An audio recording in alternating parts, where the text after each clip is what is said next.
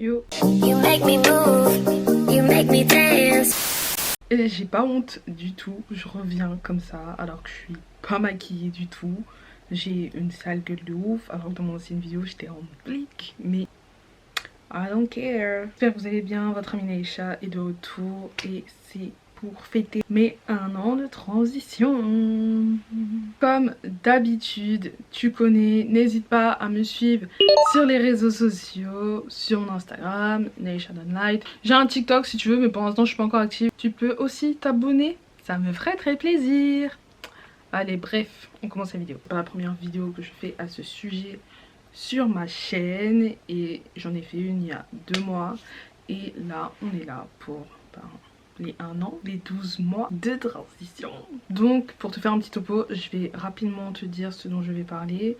Je vais te parler de comment j'en suis arrivée là, le processus de réflexion, pourquoi je décide de faire une transition aujourd'hui, comment ça se passe, comment aujourd'hui je le vis, est-ce que c'est compliqué au quotidien et enfin, est-ce que je vais enfin big shopper. Il faut savoir qu'à la base, je n'ai pas décidé moi-même de me défriser. C'est, je pense, comme la majorité d'entre nous qui sommes défrisés, c'est ma mère qui a décidé de me défriser quand j'étais petite parce qu'elle n'arrivait pas à me coiffer. Donc dans les faits, c'est plus simple, sauf qu'officieusement parlant, c'est tout autant compliqué parce que tout ce qui devient simple dans le coiffage est plus compliqué dans le soin en fait. C'est-à-dire que forcément, comme ton cuir chevelu a été agressé, comme tes cheveux ont été agressés, ben faut les soigner quoi. Donc en clair, t'es dans le soin perpétuel.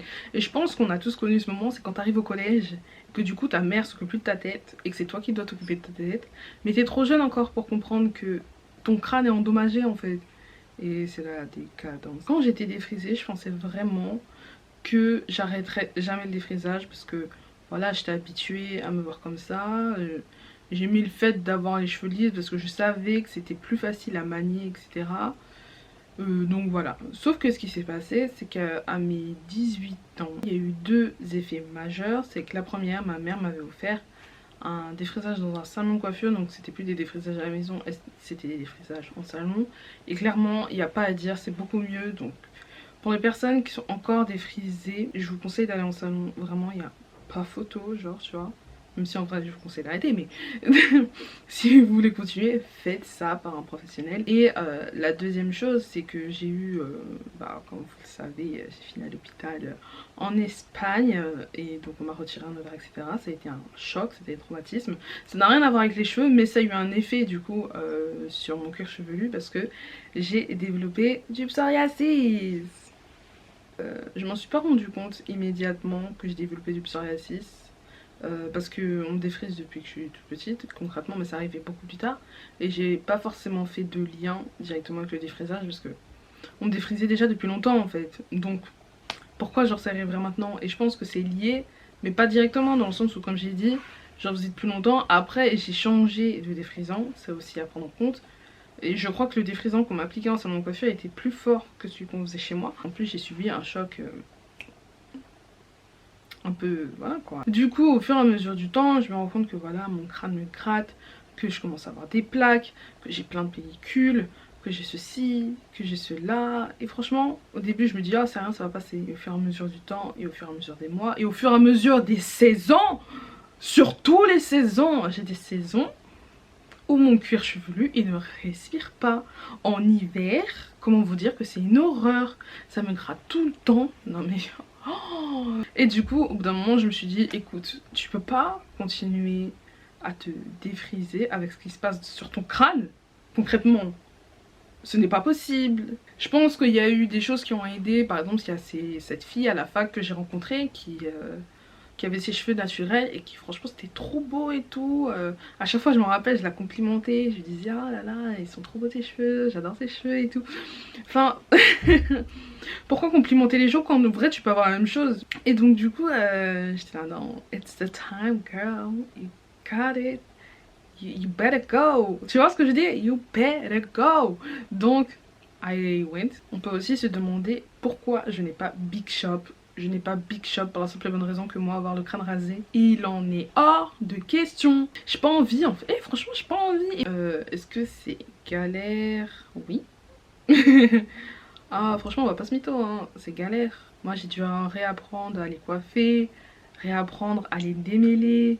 Ça n'a rien à voir avec les cheveux défrisés. Franchement c'est totalement autre chose. Et franchement je vais pas vous mentir, je galère toujours autant un an après à les coiffer. Je sais jamais comment coiffer, je sais pas quoi faire. J'ai la flemme. Ah c'est surtout ça, franchement je vais pas vous mentir, j'ai une flemme.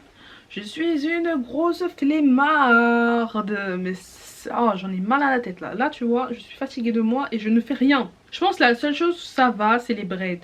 Quand je me fais des braids, ça va parce que je sais que ça va me durer au moins 2 semaines. Après, au niveau des soins, franchement par contre les soins, pour moi c'est un plaisir. Et j'adore me faire des soins. Quand je vais faire mon co-wash et qu'ensuite je vais mettre mon petit masque et tout ça. Après mes cheveux sont étudiés.